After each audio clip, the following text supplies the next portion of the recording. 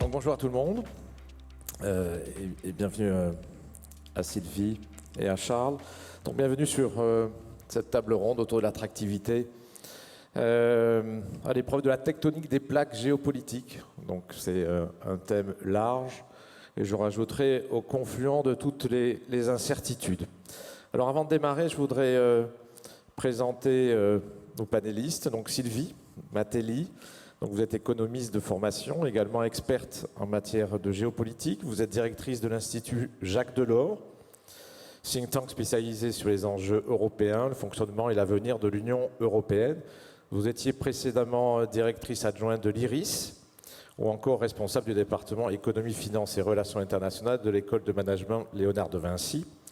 Vous avez rédigé plusieurs ouvrages. Vos travaux, études et recherches sont ainsi au croisement de l'économie et de la géopolitique et de plusieurs thématiques liées aux questions d'industrialisation et de politique de défense, au contrôle des exportations. Vous travaillez également sur des sujets de responsabilité géopolitique des entreprises et vous avez publié de nombreux articles et 3 ouvrages, notamment L'Europe peut-elle faire face à la mondialisation, géopolitique de l'économie ou encore ouvrage illustré sur l'économie tout simplement, si c'était vrai.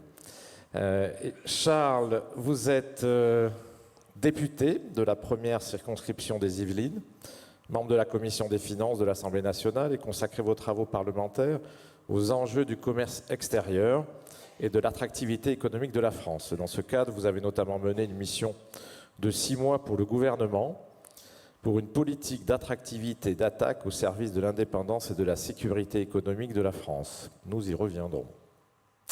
Réélu à la suite de la dissolution en juillet dernier, vous êtes nommé récemment membre du conseil d'administration de Business France en tant que représentant de l'Assemblée nationale. Alors, on va organiser cette table ronde autour de finalement trois grandes thématiques. La situation au niveau global, un focus au niveau européen pour arriver sur des problématiques purement françaises. Alors, au niveau international, évidemment, je ne vais pas répéter ce qui a été abordé par les introductions précédentes, mais nous savons tous que les incertitudes sont majeures, puisque on sait que des blocs s'affrontent aujourd'hui autour des États-Unis, autour de la Chine, avec des problématiques et de la Russie maintenant. On a le sujet des BRICS versus le groupe des pays industrialisés. On a les problématiques du climat avec la COP récemment en Azerbaïdjan qui a accouché de pas grand-chose.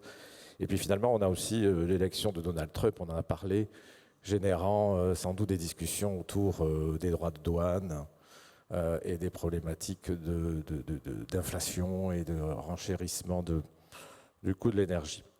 Alors, cette incertitude mondiale entraîne forcément une incertitude forte pour le monde des affaires. Donc, c'est la première question que je veux vous poser, Sylvie. On vient de parler des États-Unis. Le retour du président Trump à la Maison-Blanche est perçu par beaucoup à l'international, par l'Europe et donc la France, comme une menace. Pourriez-vous nous partager votre point de vue d'économiste et d'experte en géopolitique sur le sujet? Et j'étendrai la question également sur l'effet post-Trump. Quels sont, selon vous, les grands enjeux géopolitiques et économiques internationaux qu'il faudra suivre de près en 2025? Donc Trump et au-delà. Merci beaucoup. Merci Jean-Roch pour cette invitation. Je suis vraiment ravie d'être ici et bravo pour cette organisation. Alors, quand je pense à Trump, et je vais peut-être partir de Trump, puis après des défis, puis après aller élargir, et ça très rapidement, bien évidemment, puisque nous avons très peu de temps. Quand je pense à Trump, il y a 2 mots peut-être qui me viennent et qui font que vous allez devoir prendre avec des pincettes tout ce que je vais vous dire par la suite, en fait. Le premier, c'est imprévisible, et le deuxième, c'est transactionnel. C'est quelqu'un qui n'a pas d'état d'âme, en fait, qui est porté par une idéologie très conservatrice, certains diront réactionnaire, mais lui, au fond, cette idéologie lui a servi à arriver au pouvoir. Il a peut-être, on connaît l'origine de sa famille et on sait ses valeurs, il a peut-être certaines convictions, mais dans sa vie, ce qui prime avant tout, c'est quand même le fait qu'il faut qu'à la fin, il gagne. Et donc, c'est ce côté transactionnel. Mais le côté imprévisible, c'est parce qu'il n'a pas ses valeurs. Donc, en fait, on voit bien qu'aujourd'hui, on est face à une incertitude. On anticipe, par exemple, que la guerre en Ukraine, il va forcément la régler au profit de Vladimir Poutine, mais rien n'est moins sûr. Si Vladimir Poutine ne lui permet pas de gagner finalement cette partie de la négociation, puisque négociation il y aura, il se pourrait très bien qu'in fine, ils prennent le parti de Zelensky. Et c'est là que c'est extrêmement difficile, en fait, parce que se passe-t-il? Par contre, il y a un certain nombre de certitudes. Alors, un certain nombre de certitudes pour l'Europe, c'est que l'Europe, elle est quand même aujourd'hui sur tous les sujets. Je citerai, je ne développerai pas parce qu'on n'a pas forcément le temps, sur la guerre en Ukraine et la sécurité en Europe, sur la question climatique et la poursuite de notre chemin vers la neutralité carbone dans ce contexte où Donald Trump a annoncé qu'il quitterait les accords de Paris, sur la relation au reste du monde, sur la relation à la Chine en particulier, sur la question économique et la question du protectionnisme. Et je pourrais démultiplier les sujets. Sur tous ces sujets, l'Europe va être totalement en porte-à-faux avec la vision que porte Donald Trump, et donc elle va devoir décider, ou avoir le courage, à vous de décider, soit d'affronter et de porter son intérêt, de porter sa voix, c'est la question de l'Europe politique en fait. Est-ce que l'Europe s'affirme comme une puissance, et une puissance qui peut peser dans le monde? Moi, venant de l'Institut Jacques Delors, j'aurais tendance à répondre bien évidemment oui, et ce d'autant plus que je pense que les piliers de la construction européenne, la paix, la liberté économique, la démocratie, sont peut-être des solutions dans ce monde incertain. Mais je ferme la parenthèse. Soit, si elle n'affronte pas, de se résigner et de s'adapter. Et je pense que la résignation à court terme fait peser un lourd danger, non seulement sur l'Union européenne et les institutions européennes à l'avenir, mais également sur nos pays et cette situation de décrochage qu'il nous faut absolument résoudre, et résoudre à notre intérêt. Et enfin, pour le reste du monde, et je termine là-dessus, pour le reste du monde, et je balaye très vite, et c'est très cliché, j'en suis désolée, mais je pense que c'était nécessaire. Pour le reste du monde, ça a été dit, on a parlé des BRICS à l'instant, on est dans un moment de véritable fragmentation du monde, et fragmentation à l'intérieur de nos sociétés, et fragmentation internationale. Et ce que nous propose Donald Trump, ce que nous proposent d'ailleurs tous ces grands leaders charismatiques, les Vladimir Poutine, Donald Trump, Xi Jinping, etc., c'est finalement de surfer sur cette fragmentation, de profiter de cette fragmentation, chacun sa part du gâteau, et tout sera en l'or. Et ça, c'est quelque part dramatique, parce que c'est facteur d'instabilité, c'est facteur de conflit, c'est facteur de guerre, c'est facteur d'incertitude décuplée, et bien évidemment, les entreprises comprennent complètement de quoi on parle. Merci Sylvie. Alors, une question pour Charles, en lien avec la question posée à Sylvie. Il serait intéressant d'avoir votre regard sur la position de la France ou du gouvernement français, en tout cas, sur les conséquences de l'élection de Donald Trump et comment notre classe politique, en tout cas notre gouvernement, se prépare aux discussions à venir avec M. Trump et son administration. Et plus largement, selon vous, comment la France doit-elle s'adapter aux nouvelles dynamiques dont j'ai parlé pour rester influente sur la scène internationale? Merci pour votre invitation, merci et pour votre question. Je suis très sensible aux propos que vous venez d'avoir sur l'analyse politique et diplomatique de cette élection. Nous, d'un point de vue économique et d'un point de vue de l'attractivité de la France, la manière dont on interprète cette élection, c'est l'émergence d'une nouvelle ère profondément libérale. Et je parle bien d'un point de vue économique. À la suite du choc de l'inflation... À la suite du choc qui a été l'Inflation Reduction Act, mis en œuvre par les États-Unis sous la présidence de Joe Biden à la suite de la crise Covid, qui a créé dans certains secteurs industriels, d'ailleurs d'entreprises qui sont présentes aujourd'hui, des dynamiques de délocalisation de valeur d'une partie de l'Asie et d'une partie de l'Europe vers les États-Unis. Nous, l'interprétation que nous avons, c'est que sans réaction, nous allons connaître également un choc vis-à-vis de la politique fiscale, de la politique de dérégulation que pourrait mener Donald Trump pour ses propres entreprises, compensée par une hausse des tarifs et une hausse des tarifs douaniers. Et donc on se doit de réagir, et c'est la raison pour laquelle la ligne politique d'ailleurs qu'a proposé également le ministre de l'Europe, elle est assez claire. C'est que dans ce cadre-là, dans la politique libérale d'un point de vue économique que va porter Donald Trump, et dans le cas de l'accélération de la confrontation qui émerge entre les États-Unis et la Chine, qui est la confrontation démographique, économique, politique, industrielle, technologique, numérique, qui va structurer le XXIe siècle. On a un choix décisif à faire en tant que Français et en tant qu'Européens, s'unir, lier nos destins, évidemment rester des nations indépendantes les unes des autres, mais unir nos compétences clés, notamment dans le domaine économique, industriel et technologique, ou alors disparaître politiquement du monde dans lequel on vit. C'est la raison pour laquelle nous allons porter 2 agendas dans la constance de notre politique. Premier agenda, affirmer la puissance européenne, notamment la puissance économique que nous pouvons incarner ensemble. Ce n'est pas facile tous les jours.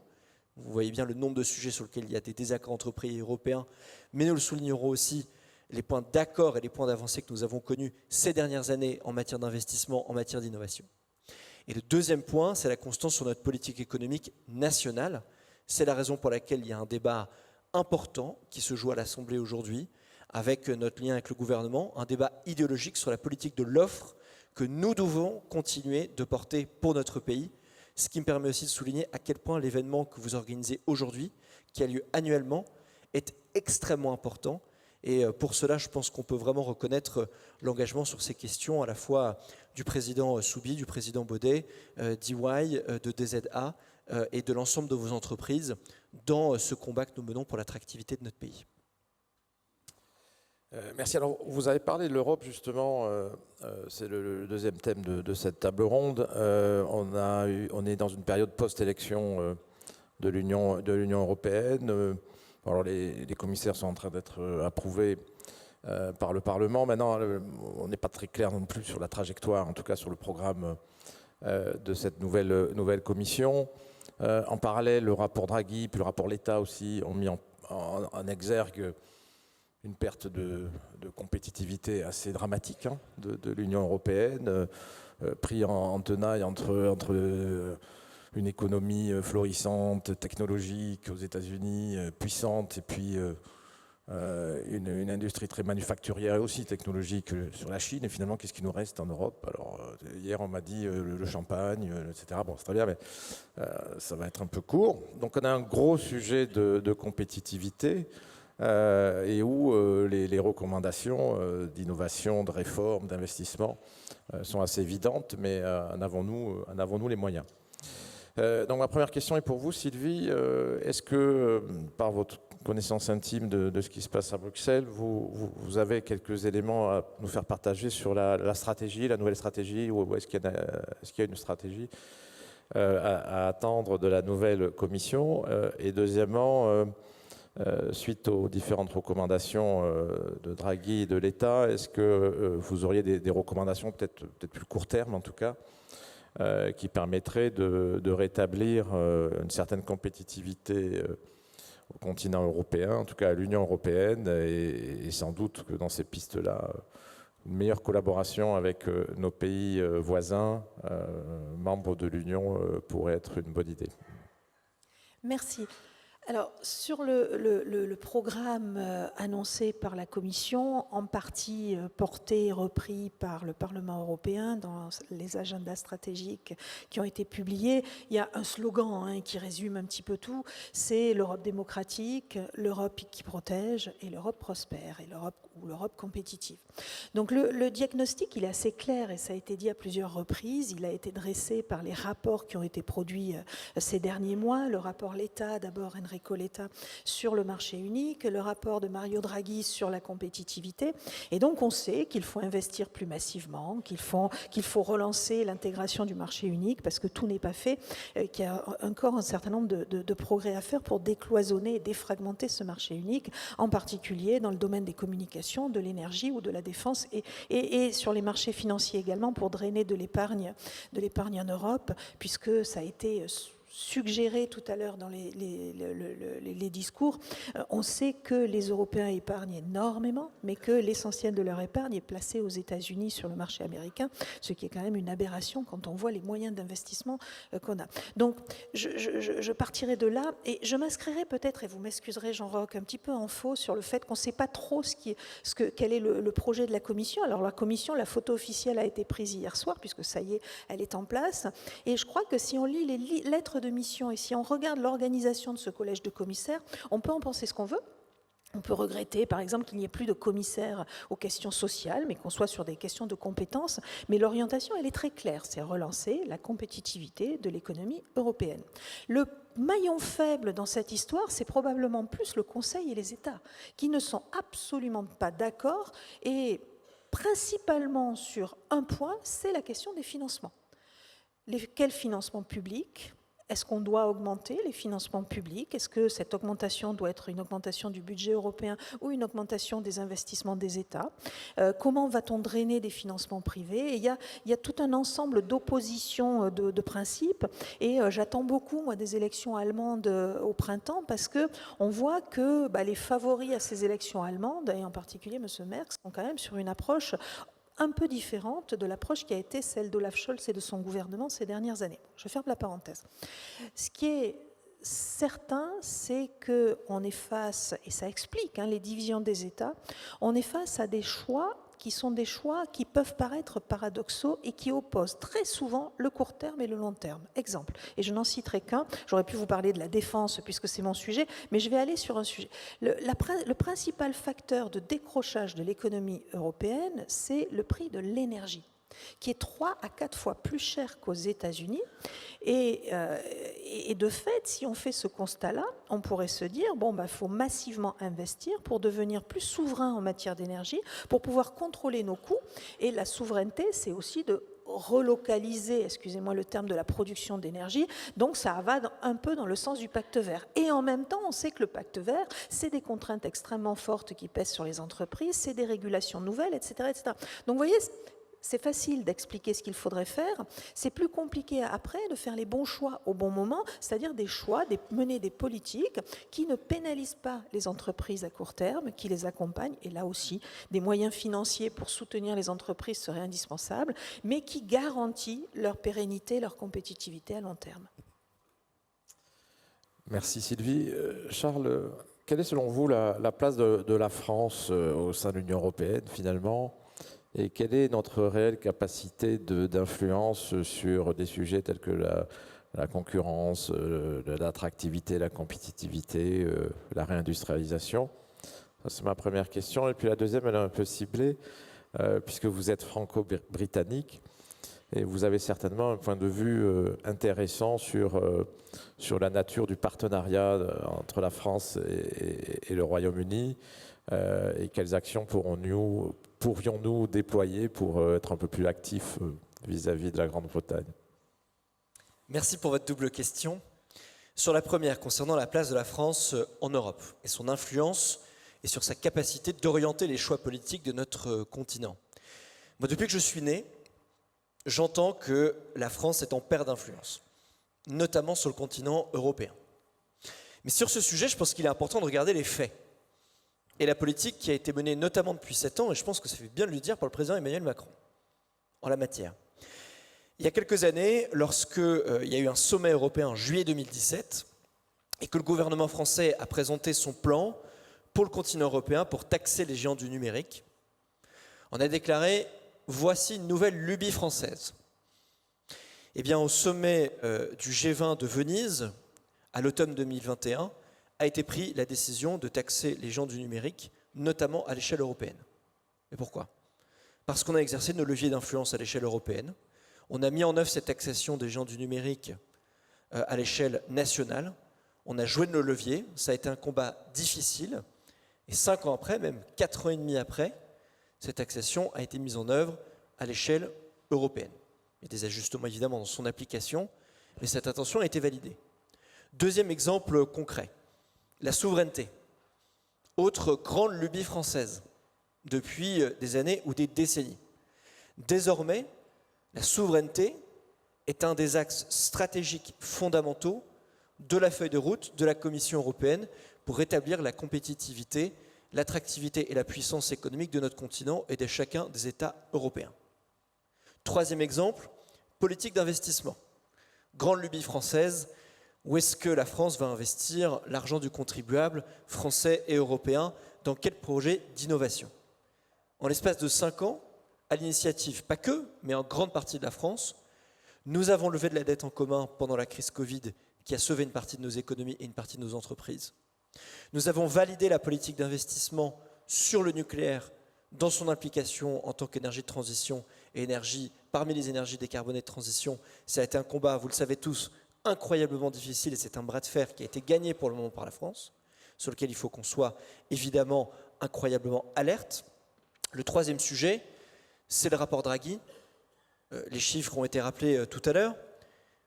La France et l'Europe ne savent plus créer de la valeur ou créer de la richesse à un niveau suffisant pour garantir notre niveau de prospérité, notre niveau d'indépendance. Chiffre simple, si nous avions le même niveau de PIB dans la zone euro et aux États-Unis dans les années 90, il y aurait aujourd'hui un écart de 30 points de PIB. 16 points depuis la crise de la récession, la grande récession, en 2008. L'agenda qui a été fixé par Mario Draghi a en grande partie, à notre avis, mais peut-être que nous avons des avis divergents, initié par la politique qu'a voulu mener la France en matière d'investissement à l'échelle européenne depuis maintenant des décennies, à tel point que c'est notre commissaire européen qui aura l'un des leads politiques sur la mise en œuvre de ce plan d'investissement à l'échelle de Mariano Draghi. Donc oui, la France garde une influence décisive aujourd'hui en Europe. Il y a deux conditions pour que ça se poursuive. Un, la stabilité et la force du leadership politique. Deuxièmement, la stabilité de sa politique économique et financière pour rétablir ses comptes publics et pour mener une politique de l'offre et d'attractivité à la fois pour les investisseurs français, européens et extra-européens sur son sol. Je serai très bref sur le Royaume-Uni. Cela fait 2000 ans maintenant que le destin de nos deux nations sont liés. Moi, je considère à titre personnel que l'Europe a donné 3 choses magnifiques au monde parmi d'autres. Le christianisme, la démocratie et le libéralisme. Et ces 3 valeurs fondamentales, elles ont été portées notamment par nos deux puissances. Depuis 100 ans, ces deux puissances, ces deux grandes nations, ont mené des conflits mondiaux côte à côte. Elles ont décolonisé dans les mêmes périodes. Elles se sont transformées sur les mêmes décennies. Et aujourd'hui, elles font face toutes les deux à une crise culturelle et identitaire.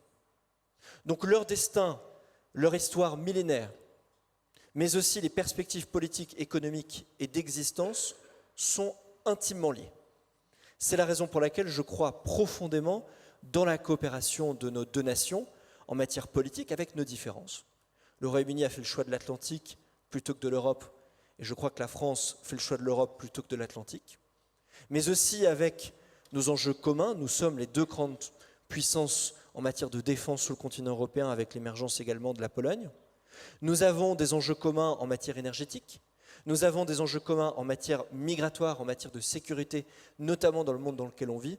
Et donc, il est évident que c'est dans le cadre de cette coopération que s'inscrivent nos perspectives économiques communes et conjointes. Et à titre très personnel, j'en suis ravi. Merci Charles. Alors, dernier sujet, j'ai été un peu rappelé à l'ordre sur le timing, je vous demanderai de faire des réponses assez courtes. On arrive sur la France, avec un contexte politique compliqué, je ne vais pas en rajouter, avec le gouvernement, le budget, les histoires de dette, de trajectoire budgétaire, etc., où on est en pleine incertitude, et en tout cas cette semaine, on verra la semaine prochaine. Et en même temps qu'il y a une aspiration de la population qui va à l'inverse finalement de nos problèmes. C'est-à-dire qu'on n'a plus d'argent à distribuer, mais par contre on ne veut pas payer d'impôts parce qu'on est déjà surchargé. On veut plus de santé, plus de sécurité, plus d'aide sociale, etc. Donc on est face à une équation quelque part insoluble et qui va affecter le contexte économique et nos entreprises si les décisions budgétaires qui circulent sont confirmées. Et on voit déjà, et ce sera le sujet de la prochaine table ronde sur l'étude de l'attractivité EY qui vient de sortir, où déjà 50% des investisseurs, des chefs d'entreprise ont repoussé, en tout cas au minimum, leur projet d'investissement ou l'ont réduit. Donc dans ce contexte, je commençais par Charles, et encore une fois, essayons d'être concis pour la réponse. Vous avez été un acteur très puissant sur les sujets d'attractivité. Vous venez de rentrer, comme je l'ai dit tout à l'heure, au conseil d'administration de Business France. Quelles seraient vos principales recommandations pour maintenir ou en tout cas restaurer l'attractivité de la France dans le contexte économique dans lequel nous sommes et surtout, comme vous l'avez rappelé, la France était quand même positionnée dans un contexte pro-business dans les dernières années. Et comment pourrait-on faire pour ne pas perdre finalement cet avantage concurrentiel? Je serai bref. 3 priorités majeures que nous défendons dans le PLF et dans les mois qui viennent. 1, la trajectoire fiscale. Un exemple parmi d'autres. Lorsque le projet de loi de finances nous est arrivé à l'Assemblée nationale, il y avait un coût du travail et les cotisations qui devaient augmenter de 4 milliards d'euros.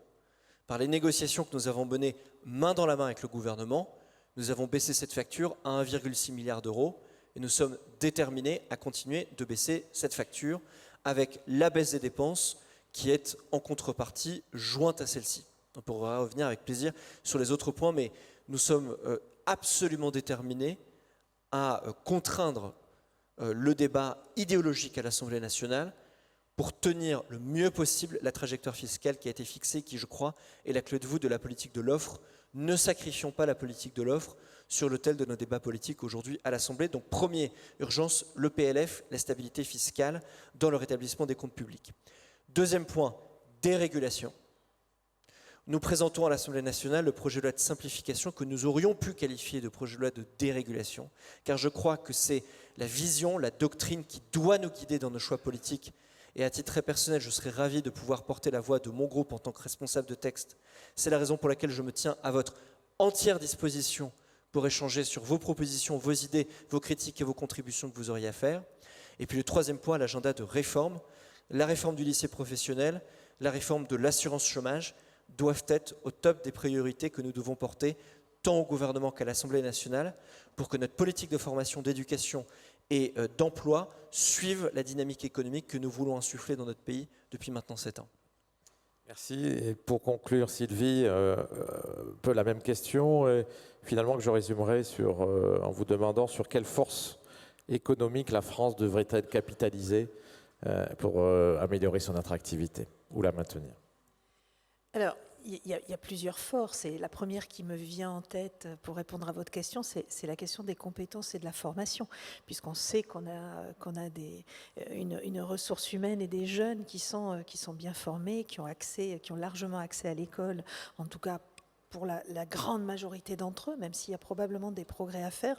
Moi, ce qui me surprend toujours, et j'imagine que quand on est une entreprise étrangère ou un étranger qui vit et qui travaille en France, ça doit surprendre de la même manière, c'est cette incapacité qu'on a en France à proposer la synthèse entre la production et la répartition des fruits de cette production en réalité. Vous avez ceux qui portent la répartition et qui disent « il n'y en a jamais assez, il faut redistribuer, etc. » Vous avez ceux qui produisent, les entreprises, dont c'est la responsabilité. Et on a du mal finalement à connecter et à expliquer que la voie raisonnable, c'est de produire pour répartir et qu'il faut trouver un moyen de synthèse. Alors ça a été fait à certaines époques, et je pense au fondateur de l'Institut Jacques Delors en particulier, que j'ai cité par la même occasion. Mais je trouve extrêmement dommage qu'on n'arrive pas à renouer les discussions pour arriver à cette synthèse-là. Et je pense qu'on ne parviendra pas à résorber le déficit de la France, à restaurer la compétitivité de notre pays, si on n'arrive pas à relancer ce dialogue-là entre toutes les parties. Et je pense que tout le monde peut comprendre, tout le monde travaille, donc tout le monde peut comprendre qu'il faut produire pour pouvoir redistribuer de l'argent. Et vice-versa, quand on produit, il faut comprendre qu'on a tout intérêt à réinvestir, parce que la redistribution, c'est pas de la solidarité, c'est de l'investissement. Donc voilà un petit peu ce que je dirais. Ce qui a été d'ailleurs, et ce qui est une force de l'Europe, des pays européens et de la France, c'est cette économie sociale de marché. Moi, quand vous avez parlé des 3 piliers qui fondaient la France, alors c'est mon biais cognitif d'économiste, j'aurais pas mis le christianisme, mais j'aurais mis l'économie sociale de marché, parce que je pense que c'est un sacré atout, une sacrée force et un sacré facteur d'attractivité aujourd'hui pour notre pays et pour notre continent. Merci. Merci Sylvie, c'est une belle conclusion. Et pour le partage de la valeur, ce sera un autre atelier pour un autre meeting. Merci beaucoup.